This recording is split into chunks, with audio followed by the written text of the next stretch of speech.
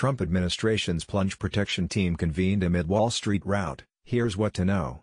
Washington, the Trump administration is arranging a phone call on Monday with top regulators to discuss financial markets amid a rout on Wall Street.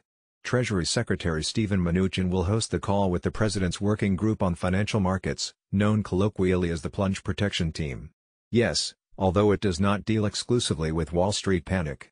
The working group dates to March 1988 when Washington was still trying to figure out what was behind the Black Monday stock market crash of October 1987.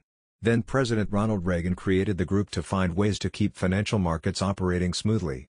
The group also met in 2008 during a profound financial crisis and issued recommendations for overhauling banking regulations and rules on mortgage lending. The group, however, does not always meet during a crisis.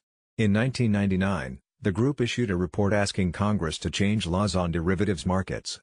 Financial markets are not in crisis, but lately they have had a very bad run.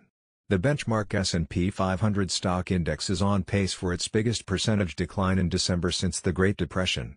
The Treasury Department on Sunday said the working group will discuss coordination efforts to assure normal market operations. Financial turbulence is not always a sign of trouble in the economy, but Federal Reserve Chairman Jerome Powell, who is a member of the working group, said last week that tighter financial conditions were partly behind a downward shift in economic growth expectations. As Treasury Secretary, Mnuchin chairs the group. Besides Powell, it also includes the heads of the Securities and Exchange Commission and the Commodity Futures Trading Commission. Mnuchin has also invited representatives from the Comptroller of the Currency and the Federal Deposit Insurance Corporation to participate in the call.